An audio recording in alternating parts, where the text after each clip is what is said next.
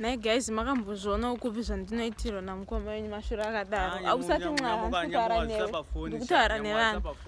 Handisi kutaura newe.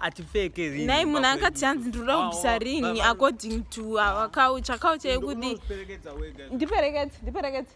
Alright, ndizvo ndabvisira ringi. Unodzokera ndiperekedze.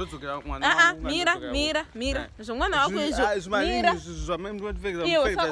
Isusu patinenge takamapfeka tinenge tanzi culture yedu inofana kumapfeka. But because of ti atifekerini undiudza zvokuti apfeka. Nemi makambozviona kupi? Alright, iculture ipi inonzi aipfeka maringi? Iculture ipi? Alright, wakadii kundiudza the first day randakakuisa ringi iyoyo? ndaifunga kuti kutamba, ndaifunga taita tamba kudii kwacho? ndaifunga just a video. Ndichitamba ichi handinotamba.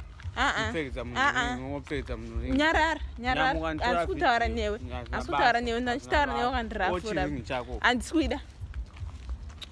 Unoziya ka? Handiziye. Mwari wakufanira kuva newe, otherwise handiziye chii chinoitika. Chii? Vautondithreaten? Handisi kukuthreaten neni.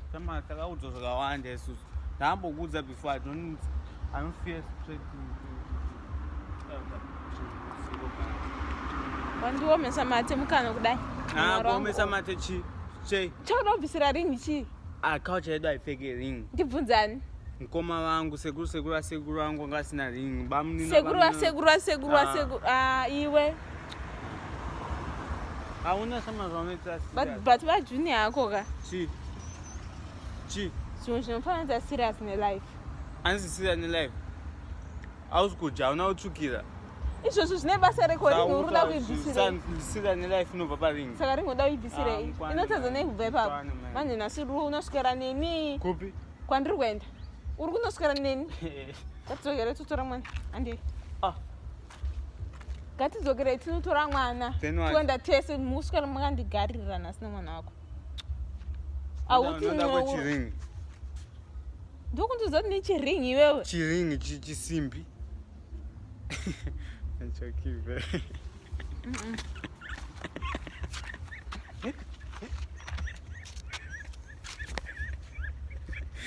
Amahlobo dzeidzachokira. Guys, I'm joking. Then they said that babe, they sip up. I guess it's praying guy. It was simisi.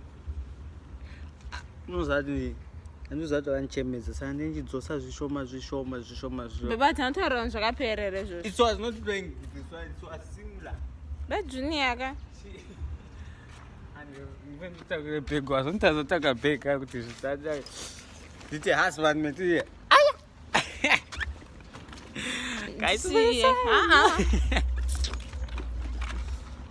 ndakambokuudza uri satani umunhu. uri mwari wemunhu. Alright.